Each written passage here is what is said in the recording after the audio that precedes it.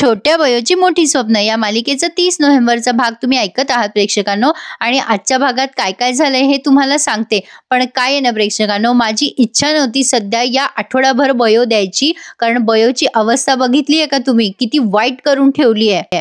या बयोच्या अंगावर पाणी काय ओढताय, थंडीचं थंडगार, आणि ती बयो पण ओले कपडे घेऊन झोपली रात्रभर. आणि त्यातनं पुन्हा या शुभमकरांनी तर पूर्ण तिच्याकडनं म्हणजे काय म्हणता येईल, अगदी त्यांचे कॅरेक्टरच बदलवून टाकले प्रेक्षकांनो त्यांनी. म्हणजे मला अपेक्षा नव्हती मुळात ना प्रेक्षकांनो. माझं हे म्हणणं आहे की मालिकेमध्ये नेमकं त्यांना दाखवायचं काय आहे. एकतर बयोसाठी तिच्या आईने किती कष्ट केले, म्हणजे तिचा डॉक्टर होण्याचा जो हेतू आहे ना तो मुळात बाजूलाच राहिलाय. आणि ती एक शोषित, अत्याचार सहन करणारी अशी पीडित मुलगी आपल्यासमोर प्रेझेंट केलेली आहे. हे सगळं का आणि कशासाठी? मुळात प्रेक्षकांनो, या मालिकेचा दर्जा म्हणजे खूप चांगला आहे असं मी प्रत्येक वेळेला सांगत होते तुम्हाला, आणि प्रत्येक वेळेला मी तसं प्रेझेंट करतही गेले तुमच्या समोर. पण मी खूप खूप डिसअपॉइंट झालेली आहे. हे जो काही त्यांनी बॅड पॅच दाखवण्यात आलेला आहे ना, आतापर्यंत तर वाटेल तितका बॅड पॅच त्यांनी दाखवलाय. पण आता ही बयो एवढी धडधाकट झालेली, डॉक्टर होणार आहे ही, आणि ही वाटेल तितका अत्याचार सहन करतीये.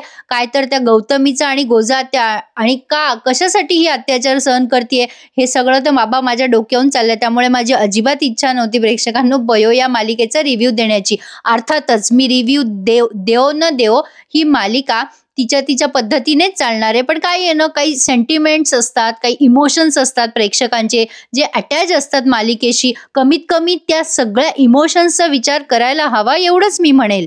बाकी आता इथून पुढे मी काहीही बोलणार नाही प्रेक्षकांनो. जे झालंय तेवढं मी तुम्हाला सांगतेय. तर या बयोला ते शुभमकर त्या बयोशी अजिबात बोलत नाही. रात्री उठतात, पाण्याची बाटली घेतात, बयो तिथे कुडकुडत असते थंडीने, पण ते तिच्याकडे बघत सुद्धा नाही. बयोला अपेक्षा असते की तिच्या बाबांनी तिच्याशी 2 शब्द बोलावं, पण त्यांनी तिच्याशी म्हणजे बोलणं तर टाळलंच आहे, पण तिला बघणं पण टाळलंय. तर आता इकडे आता हा जो कॅरेक्टर नवीन आलेला आहे अधिराज, तर त्याने त्या गौतमीला खुशखबर दिली आहे की विशालला त्याने बदली करून टाकली आहे कायमची. तो आता इथे त्या हॉस्पिटलमध्ये दिसणार नाही. म्हणजे बयो आणि विशालची पण कायमची ताटातूट झालेली आहे. गौतमीच्या सांगण्याप्रमाणे त्याने हे काम केलंय. तर हा अधिराज म्हणतो त्या बयोचा एकमेव आधार मी आता काढून घेतलाय. ती बयो त्याच्या जीवावर पुढे पुढे करत होती ना, तर आता बघूयात कशी ती समाजसेवा करते. माझ्या हॉस्पिटलचा सगळा प्रॉफिट खात होती ती, माझा शब्द ऐकत नव्हती ती. आता कळेल त्या बयोला या हॉस्पिटलमध्ये शेवटचा शब्द माझाच असणार. या अधिराजचा इगो हर्ट करणं तिला स्वस्तात नाही पडणार. मग आता लगेच ही गौतमी म्हणते, इगो तर तिने माझा पण हर्ट केला. तुम्ही हॉस्पिटलमध्ये तिचं जगणं हराम करा, मी ते घरी तिचं जगणं हराम करते. पाहिलं का प्रेक्षकांनो? आता तुम्हाला ऐकायचं होतं ना, ऐकत राहा काय काय झालंय ते. आता गौतमी ठरवते काही झालं तर बयोचा छळछळ करायचा आणि तिला आदमेली करायची. बयो, माझ्या इराचं आयुष्य बर्बाद केलं ना, माझ्या इराला बर्बाद केलं ना तू, आता तुला बर्बाद करणार मी, असं तिने ठरवलंय. आता ही सुमन बिचारी सकाळी उठली आहे आणि आता बयोला शोधत असते. तर आता बयो अशी थंडीत कुडकुडीत तिथे म्हणजे कुडकुडत तिथे पडलेली त्या सुमनला दिसते. तर ती बयोला उठवते, तर अंगाला हात लावून बघते तर तिला ताप आलेला असतो. आता ती म्हणते, बाई बयो, अगं किती तापलीस तू, काय झालं तुला, आणि काय ग ही अशी कशी अवस्था, इथे का बसलीस तू? मग बयोला ती विचारते काय झालं तुला. मग आता बयो सांगते की इराच्या आईने आणि गोजा आजीने पाणी ओतलं अंगावर. सुमन म्हणते, काय निर्दयी माणसं आहेत ही, तू कशाला सहन करतेस हे सगळं बयो. अगं बयो बोल ग बाय माझे, कशाला शांत बसलीये. कसं आहे प्रेक्षकांनो, आता नाही म्हणलं तरी मला मध्ये मध्ये बोलायची सवयच लागली आहे. आता कसं असतं की अत्याचार जेवढं करतं ना माणूस, तेवढा अत्याचार सहन करणं हे सुद्धा चूकच आहे. पण हे बयोला कसं काय कळत नाहीये. एवढं त्या भारतीताई प्रेक्षकांनो हिच्यासाठी कष्ट केले त्यांनी, आणि हे सगळं का आणि कशासाठी सहन करते. तसंही ती जेव्हा मुंबईला आली तेव्हा एकटी शिकत होती, आता ती यांच्यामध्ये राहतीये. खरं तर हिने यांच्यामध्ये राहण्याची पण काही गरज नाहीये. असो, आता पुढे काय काय बोलू. काय प्रेक्षकांनो, सिरियलमध्ये इन्व्हॉल्व होतो आपण म्हणून हे बोलावं लागतं. तर आता ही सुमन तिला बसवते आणि एका ठिकाणी तिला म्हणजे असं सांत्वन करते आणि ते शुभमकरांना सांगायला जाते की बयोला ताप आलाय दादा, चल. तर आता या शुभमकरांचा तर पूर्ण चेहरा मोहराच बदलून टाकलाय त्यांनी. आता शुभमकरांनी गौतमीला वचन दिलंय. गौतमीने काय वचन घेतलं त्यांच्याकडनं की मी बयोशी कशी वागले, वाटेल तशी वागले, तरी पण तू तिची साथ द्यायची नाही. ती नाटकं करेल, रडेल, पण तू तिला भुलू नकोस, म्हणून ते आता मागे सरतात आणि त्या बयोकडे जात पण नाहीत. मग आता ही सुमन म्हणते, काय झालं दादा, अरे असं का वागतोयस तू बयो सोबत, तुझी बापाची माया आटली का.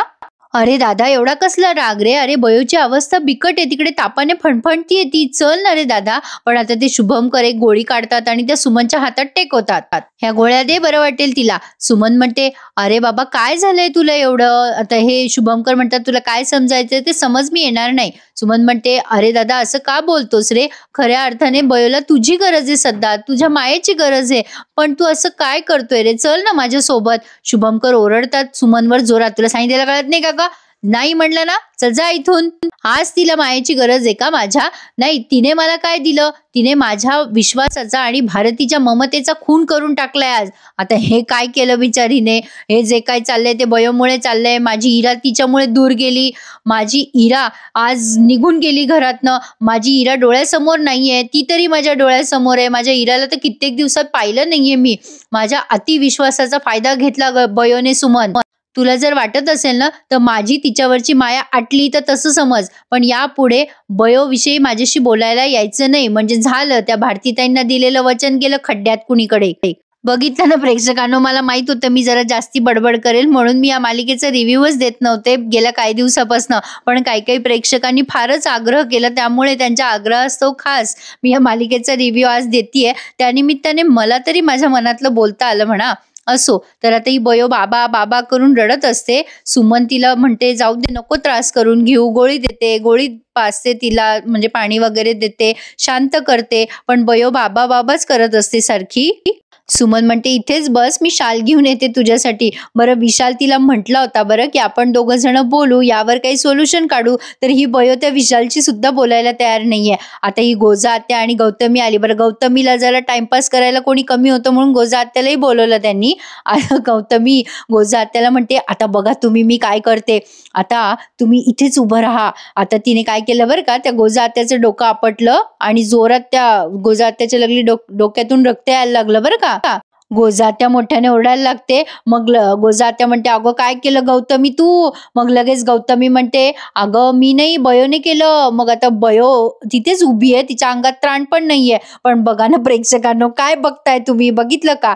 आता गौतमी म्हणते, काय ग बयो, आजी सारखी आहे ना तुझी, सख्खी नसली म्हणून काय झालं, लोटती का आजीला? मग लगेच आता सगळे जमा होतात, रमाकांत, शुभमकर, काय झालं काय झालं. मग आता कांगावा करतात ते, या बयोने मला लोटलं. गोजा आत्या पण सामील झालीये आणि ती पण म्हणते, हो अरे शुभू, एवढा जोरजोरात ओरडत असते ती गोजा आत्या, मेलीनं माझं डोकं फोडलं रे, अरे अरे करून.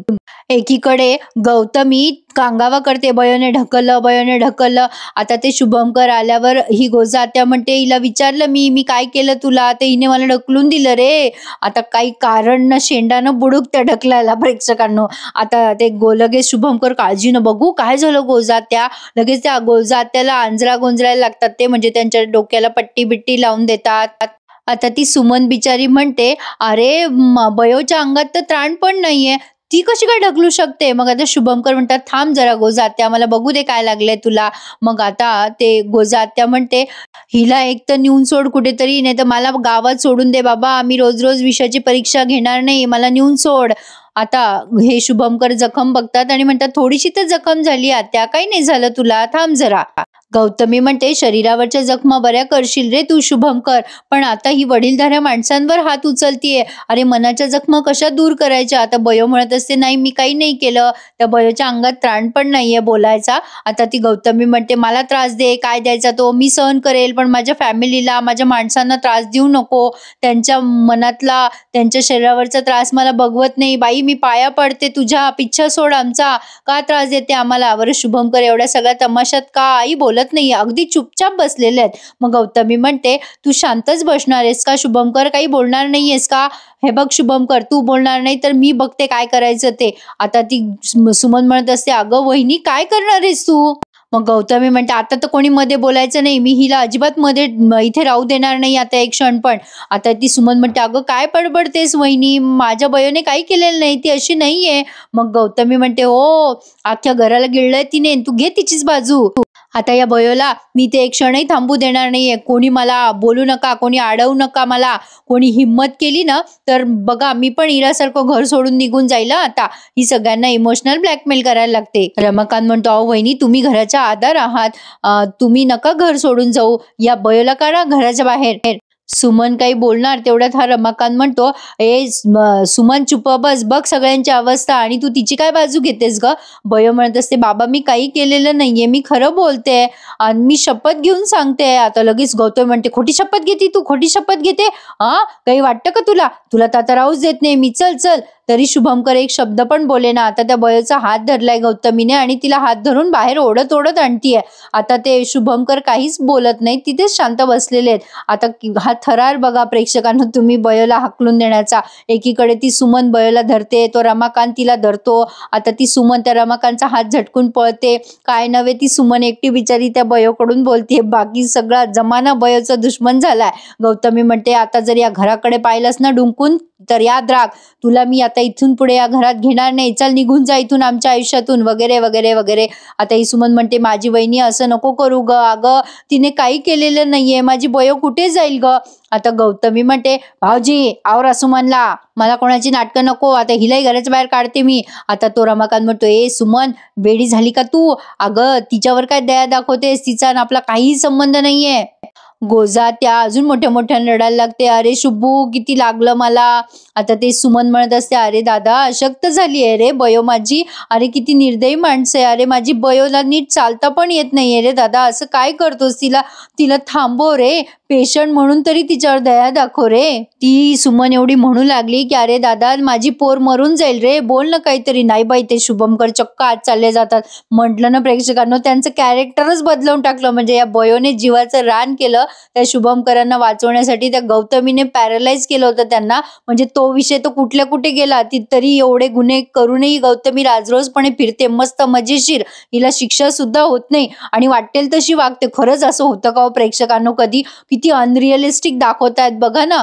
आता ती सुमन इतकी रिक्वेस्ट करते, तो आरवही चालला जातो आतमध्ये, ते शुभंकर पण चालले जातात. आता तो रमाकांत तिला धमकवतो सुमनला, खबरदार हिची बाजू घेतलीस तर हिचा आपला काही संबंध नाहीये, ही कोण आहे आपली, चल मागे हो सुमन, नाहीतर तुला माहितीये माझा स्वभाव कसा आहे. आता गौतमी येते, बयोची बॅग फेकते तिच्या तोंडावर, बयो आपली रडतीये. काय तमाशा आहे प्रेक्षकांनो हा. खरंच प्रेक्षकांनो, म्हणजे हार्टली म्हणजे तुम्हा सगळ्यांकडनं पण मी रिक्वेस्ट करतेय, हा अतिरेक दाखवणं प्लीज, छोट्या बयोची मोठी स्वप्न या मालिकेत थांबवावा. आणि मनापासून ही मालिका अगदी पहिल्या भागापासून आम्ही बघत आलोय आणि एन्जॉय करत आलोय. आणि हा अतिरेक का आणि कशासाठी, प्लीज प्लीज अगदी हार्टली रिक्वेस्ट आहे की हा अतिरेक दाखवणं खरंच थांबावा. अगदी मनातून उठून जाईल असा प्रकार करू नका म्हणावं. खरंच हो प्रेक्षकांनो, अगदी आर्त मनाने मी साथ घालते की नका दाखवू हे सगळं, प्लीज प्लीज नका दाखवू. नेमकं बयोचा मोटिव्ह काय आहे, तिला डॉक्टर व्हायचंय, हा अत्याचार कशासाठी आहे तिच्यावर, काय गरज आहे एवढा सगळा अतिरेक दाखवायची. आणि बयो सुद्धा चुपचाप हे सहन करते,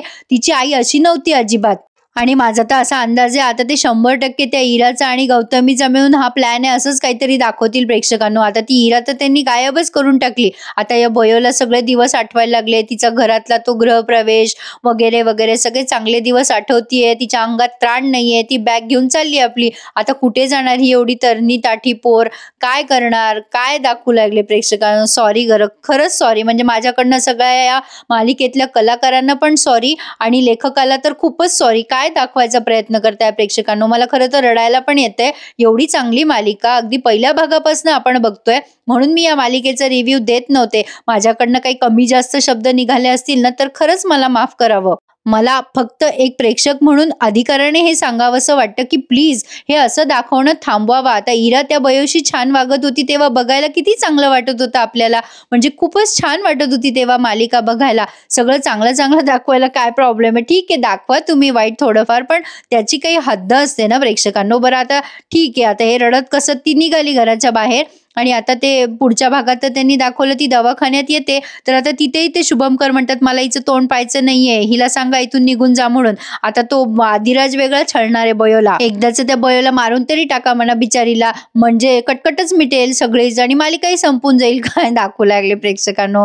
खरंच I am very sorry and I am very sorry too much. आणि काय ना प्रेक्षकांनो, जर खरंच छान वाटली मला सोमवारी मालिका तर मी तुम्हाला रिव्ह्यू देईल. मला प्लीज आग्रह करू नका, मला असं नाही बघवलं जात. थोडंफार ठीक आहे, पण त्या बयोला चटके बिटके सुद्धा दिले हो त्यांनी. काय सांगू मी तुम्हाला, मला आता रडायला येतंय. असो, आपले इमोशन्स अटॅच आहे म्हणून एवढं सगळं अधिकाराने बोलले. पण पुन्हा एकदा म्हणते की काही कमी जास्त बोलले असेल तर माफी असावी, बाकी सगळं ठीक. पण धन्यवाद.